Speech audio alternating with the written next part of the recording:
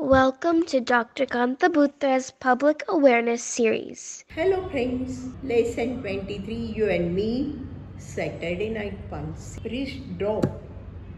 अरे ये लखवा नहीं है, डरो मत। भारती क्या हुआ? मैडम देखो ना, ये मेरे हाथ ऐसे हो रहा है, ऐसे हिलता ही नहीं है। कल रात को मैं द्वारका गई थी, तब से ऐसा ही है मेरा हाथ। तो द्वारका में कैसे आई है? ऐसे सोई थी, इसलिए नहीं होगा।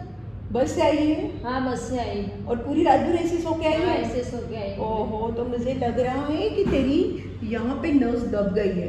ये देख, ये यहाँ पे ऐसे हाथ तेरा था ना, और ये सर उसके ऊपर, तो वो सर का प्रेशर इसके ऊपर आ गया। ये नस ऐसे, ये जो रेडियल नर्व बोलते हैं ना, ये नस ऐसे अंदर से, ये यहाँ से ऐसे आ रही है, और ये हड्डी के ऊपर है, और इधर ये हड्डी है, और इधर तूने ऐसे करके रखा ना, तो ये तेरा सिर, दोनों के बीच में ये नस दब गई है। इसको रेडियल नर्व पाल्सी बोलते हैं। डर मत, पूरा अच्छा हो जाएगा, ठीक है? अपन सब ट्रीटमेंट चालू कर देंगे। हाँ। डर मत। ये रेडियल नर्व कहाँ से आई? आपके हाथ का पूरा सेंसेशन और आपके हाथ के सब स्नायु की जो मूवमेंट्स है, वो आपके ब्रेकियल प्लेक्सस कंट्रोल करता है। ये ब्रेकियल प्लेक्सस स्पाइनल कॉर्ड यानी मज्जारसू से आती है, उसके थ्रू बनता है। और उसकी जो ब्रेकियल प्लेक्सस है, उसकी एक नर्व है, उसको बोलते हैं रेडियल नर्व। अब ये रेडियल नर्व जो है वो कैसे आती है?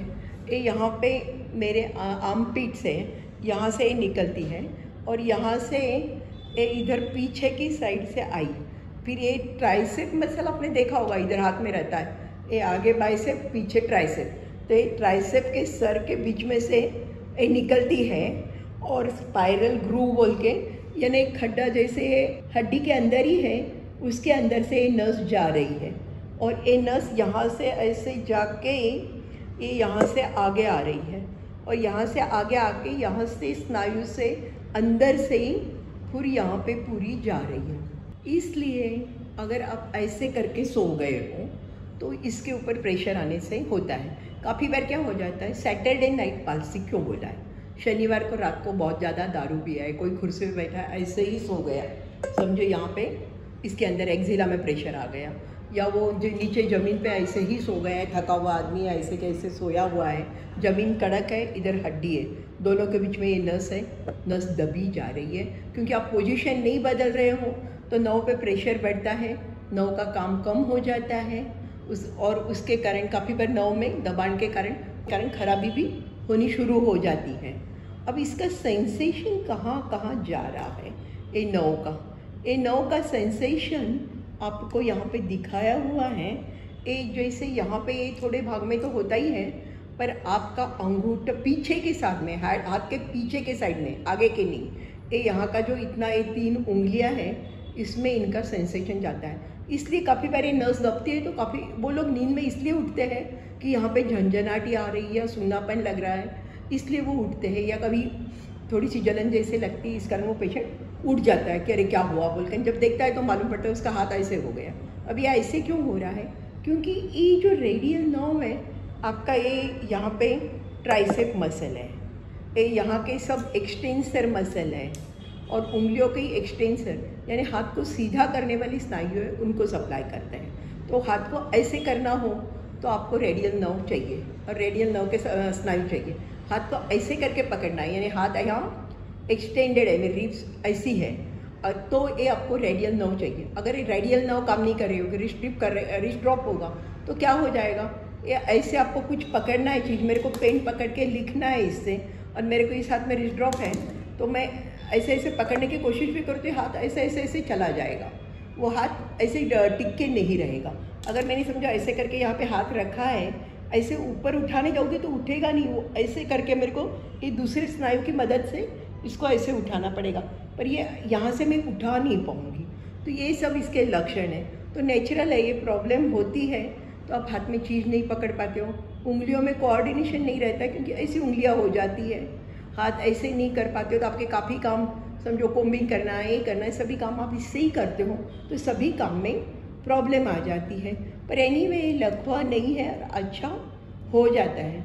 आपको जैसे मैंने पहले बताया कि ये जो पालसी है, इसके दूसरे भी नाम है, क्रच पालसी, मैंने बोला रेडियल नर्व का काफ़ी जगह पे प्रॉब्लम हो सकता है। सैटरडे नाइट के बारे में बताया, कोई क्रचेस यूज़ करते हैं, पोलियो का पेशेंट है, अगर उसने वो बराबर यूज़ करने नहीं आ रहा है और यहाँ पे आर्म पिट में अंदर उसने वो क्रच यूज़ बराबर नहीं किया तो वहाँ पे भी ये नस दब सकती है, उसके कारण भी रिस्ट ड्रॉप हो सकता है।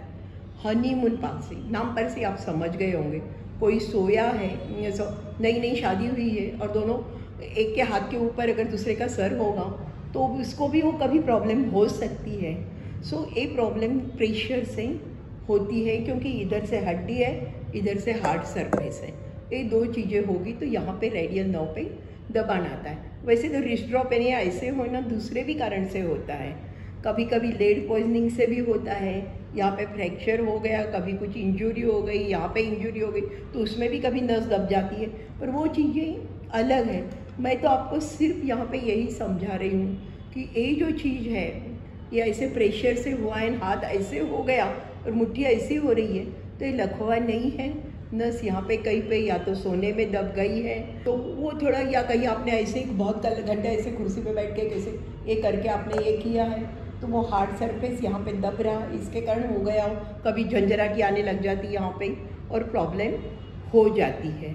और ये पूरी अच्छी होवे जैसी स्थिति है, काफ़ी जनों का तो बहुत जल्दी अच्छा हो जाता है, उस पर प्रेशर मत आने दो, उसको हाथ को ऐसे रखना पड़ता है, जब हो जाता है तो नहीं रखोगे तो ऐसे हो जाएगा हाथ, तो स्प्लिंट रखना पड़ता है, स्प्लिंट बाज़ार में मिलते हैं। आपके पास स्प्लिंट के लिए पैसे खर्चने नहीं है, सीधी चीज़ है, एक पुट्ठा ले लो, ऐसे करके बांध दो तो हाथ बराबर सीधा रह जाएगा और आपका प्रॉब्लम सॉल्व हो जाएगा। काफ़ी बार विटामिन B12 कम होगा तो उन लोगों को प्रेशर पाल्सी या कोई भी है जल्दी हो जाते हैं, सो विटामिन कम है, विटामिन सप्लीमेंट दे दो। डायबिटीज़ है क्या देख लो, अगर डायबिटीज़ होगा तो वो कंट्रोल में करना बहुत ज़रूरी है, साथ में स्टेरॉइड भी कभी देने पड़ते हैं।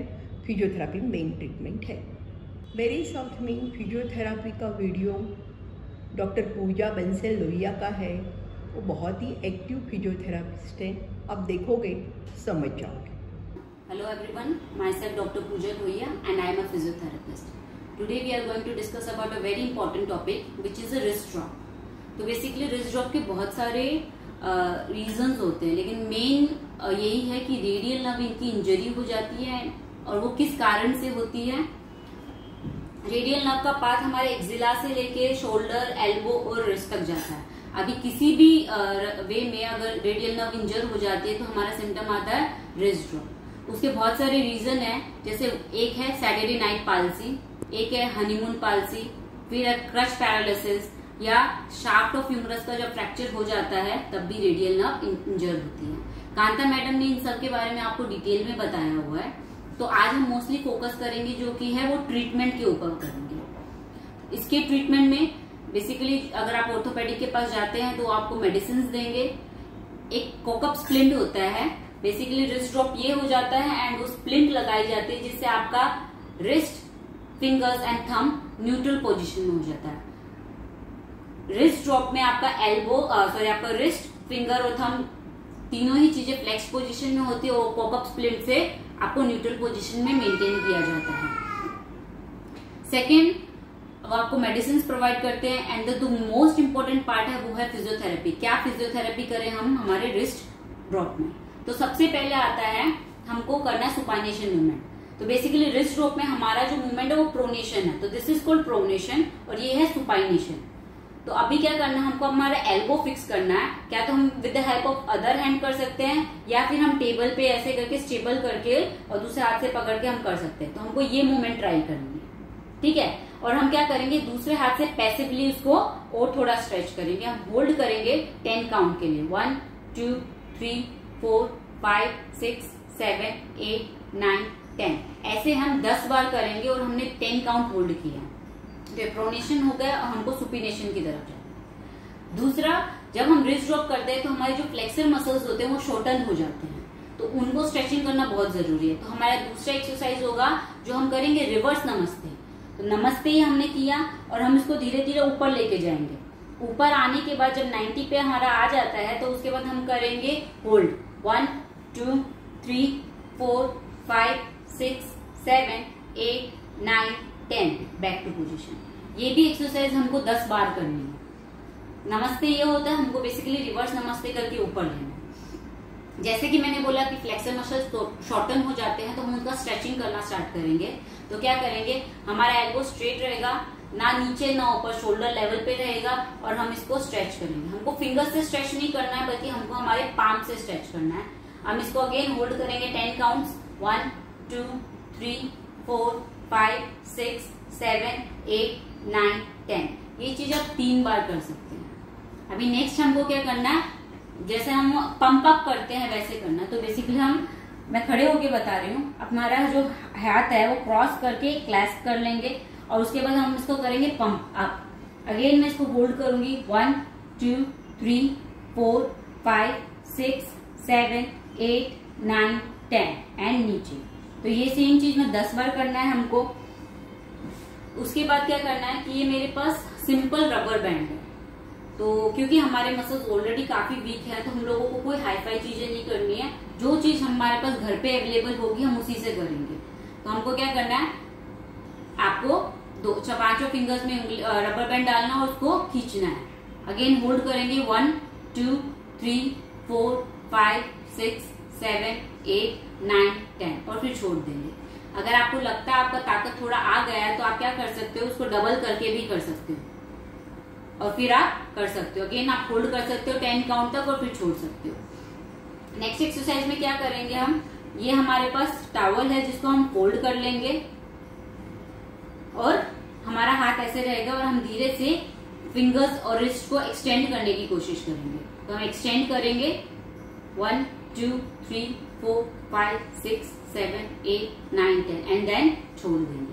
अगर हमको लगता है कि हमारा मूवमेंट आने लग गया है तो हम उसको रेजिस्टेंस के साथ कर सकते हैं, धीरे धीरे रेजिस्टेंस बढ़ा सकते हो। और हमारा अगर आपको लगता है कि ये बेटर हो गया है तो हम क्या करेंगे, हम डंबल ले लेंगे। हम पहले स्टार्ट करेंगे 1/2 किलो डंबल के साथ, इसको ऊपर लेंगे, होल्ड करेंगे और फिर नीचे कर देंगे। और डंबल भी पहले 1/2 किलो के साथ स्टार्ट करना। नेक्स्ट एक्सरसाइज है, एक है पुलिसमैन टिप एक्सरसाइज। जैसे वेटर टिप कैसे लेता है, अपना हाथ ऐसे करके लेता है, तो सेम हमारा हाथ ऐसे रहेगा और हमको ये एक्सरसाइज करनी है। तो आप 1 मिनट एक्सरसाइज कर सकते हो कंटिन्यू, ऐसा आप दिन में 3 बार कर सकते हो। ये तो जो एक्सरसाइज जो आपको घर में करनी है। जब आप फिजियो के जाओगे, अगर आपके मसल में बिल्कुल पावर नहीं है तो आपको स्टिमुलेटर देंगे जिससे आपके मसल में धीरे धीरे वो स्टिमुलेट होना स्टार्ट हो। बट ये जो मैंने आज एक्सरसाइज बताई है, मैंने वही एक्सरसाइज बताई है जो आप घर पे कर सकते हो आराम से। आपको इसके लिए कुछ अलग से भी कुछ बाय करने की जरूरत नहीं है। ये एक्सरसाइज 10 टाइम्स करनी है, 10 काउंट होल्ड के साथ करो, दिन में 2 या 3 बार करो। Thank you doctor Pooja, thank you all. बड़ी सिंपल चीज़ ध्यान में रखिए, अगर आप सोते हो तो आपका जो आर्म का एक भाग है उसके ऊपर एकदम प्रेशर नहीं आए, कड़क सरफेस का, तो ये नहीं तो ये प्रॉब्लम हो सकती है। Totally avoidable.